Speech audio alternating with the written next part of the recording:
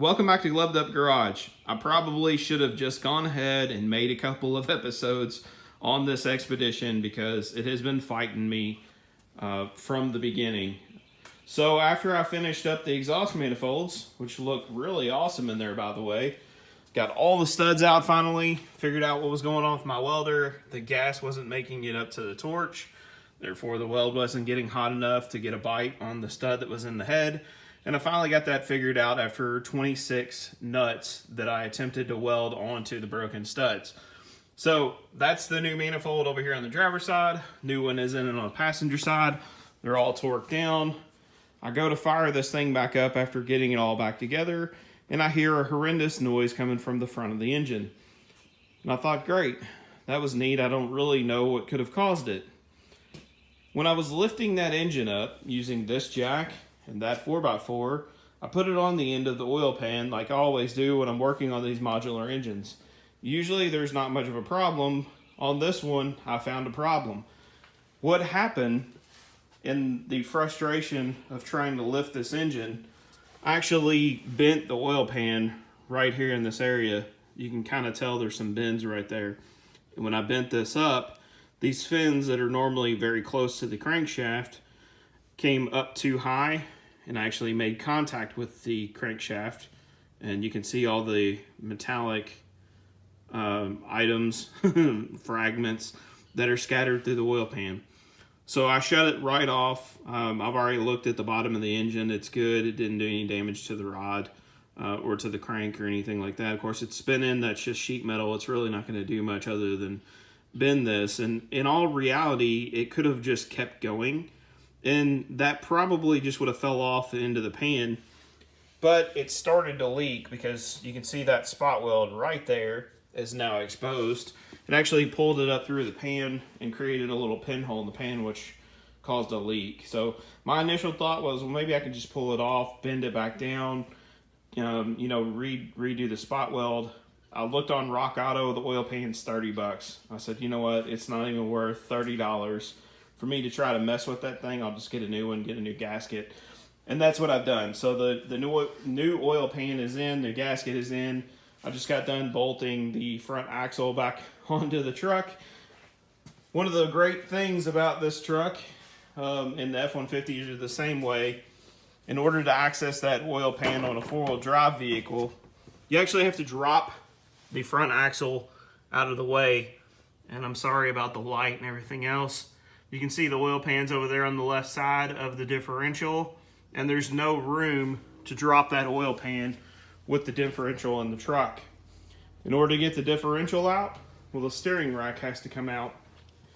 What I discovered while I was working on the manifold studs, I just did kind of a really quick suspension safety check. Grabbed the wheel, the brake rotor, and just kind of shook it.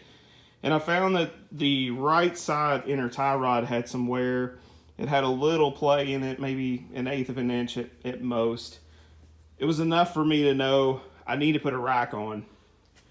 And then I noticed that the boot over here on the driver's side had popped off. It had a pretty good leak coming out of there.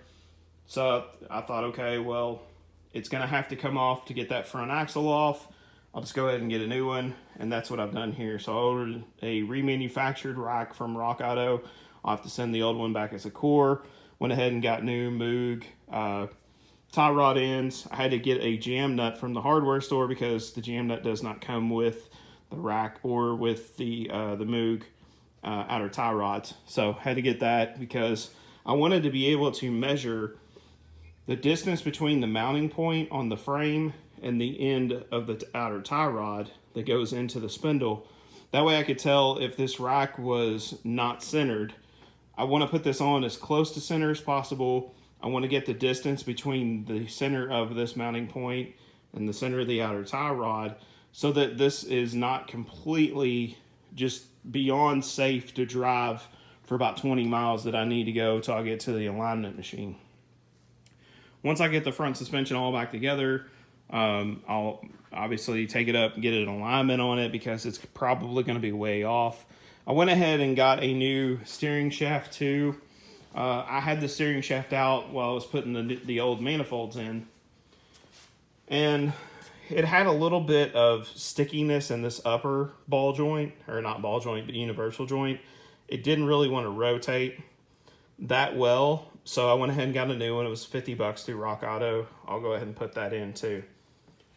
This is where I'm at. So I've still got to I just got done torquing down the front differential up here in the front.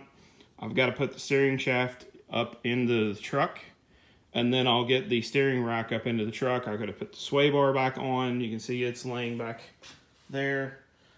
On a two-wheel drive truck, you do not have to drop the sway bar. Obviously, there's no front axle in there.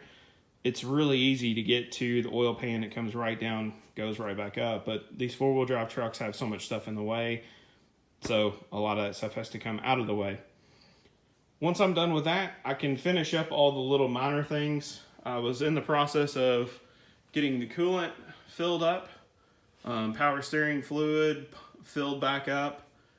Now all the fluid that was in that reservoir wound up on the floor because it obviously didn't have a steering rack to connect to, so I've got to work on that, getting it filled back up. And I've got to put oil and a new filter back on because I did have to pull the oil filter off of the truck in order to reach the upper mounting bolt for the axle. This has been a lot more than what I really anticipated, but I know now that it's done right. I know it's going to be safe for obviously emergency use, and I know that I'm not going to have any steering issues after I get it aligned. So a lot of work, a lot of expense that I really wasn't planning on. The rack is $250. That steering shaft was $50. Each one of the outer tie rods was $50. I got a little core charge I'll get back on the steering rack itself, but not much. It's really been an adventure. This thing has fought me every step of the way. Nothing has gone to plan. This has not been an easy thing. But as I mentioned in a previous video, I'm doing this to save money. I don't have the money to send this to a shop and pay for a markup on a rack and all the other parts that I need, plus the labor at least $130 to $150 an hour. Grand total, I'm in about 6 weeks worth of weekends, not working 8 hours every day. Some days I've worked 8 hours. Some days I've worked just 4 or 5, couple of nights during the week for an hour or two. Grand total, I'm at least a good 25 to 30 hours into this thing. And now I'm, not even done yet. I've still got another 3 to 4 hours of putting everything back together and getting the truck button back up. Well, with the Expedition still in the garage, it limits me on working on other projects. And like I mentioned, ordering all those parts and stuff really wasn't in the budget this year. But I had to order those parts and get them in. The next hurdle that I face is trying to find a shop that's willing to work on this Lincoln. It seems like most shops in the Louisville area are at least 2 to 3 months out on work. Nobody's really willing to take this on as a side project from what I've seen so far. A couple of shops that I've talked to that we had kind of an agreement with, they have fallen off. Nobody will answer my calls. So the last resort I have is a Ford dealer that has a body shop is willing to take this on at a premium charge, $80 an hour to put this up on the frame rack and make the pulls that is needed. What that equates to, there's a 2-hour minimum to put this up onto the frame rack, bolt it down, chain it down, and just prepare to start making the pulls. I'm anticipating at least 3 to 4 hours worth of time for that tech after that setup to make those pulls. So, $420 all the way up to the possibility of, $600 to $700. It really depends upon how the car reacts once those pulls begin. Once that's done, like the broken record, I can continue on with the car. I can start hanging the sheet metal, and we can move on to some of the other work that needs to be done. I haven't had any luck finding the passenger side doors yet. I kept watching some of the U-Pull lots. It seems like everybody's grabbing doors for some reason, so I'm not really sure what's going on, but I'm still trying to find a couple of the front right door and the right rear door, and hopefully I can get those soon. the Marauder's still here, and I've decided I'm not going to sell the car right now. I've just been taking it out every so often. There was about a week I drove it almost every day, just taking it to the store, going up to the firehouse for training and stuff like that. So I'm really enjoying the car at this point. Hopefully I'll have the money to get the windows tinted soon so we can make it look a little better.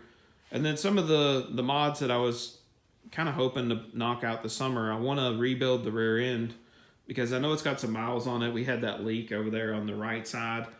And I also want to put some gears in it, step it up to a 410 rear gear from the 355s that are in it now, give it a little bit better acceleration, and rebuild those clutches on the track lock to help it hook up a little bit better. Not that it's really spinning the tires a lot now, but with the 410s, it's really going to change the gear ratio a lot. It'll be a little bit more peppy than it is now. Eventually, I want to do some exhaust work on it. Maybe some of the Cooks or Stainless Works long tube headers just to give it a little better sound and a little bit more power. But that'll just have to wait with everything else we got going on right now. Hopefully we can get the Expedition finished up here before too long and move on to some of the interesting projects that we have, like the Lincoln, maybe work on the Marauder a little bit. My goal is to start working on the SSP again and have it back on the channel. I've got some really cool updates for it in the works, and I need to do some shuffling around vehicles in order to get that project moving. So, that being said, thank you all for watching. I definitely appreciate your comments, appreciate the likes and the subscribes. Remember to stay gloved up.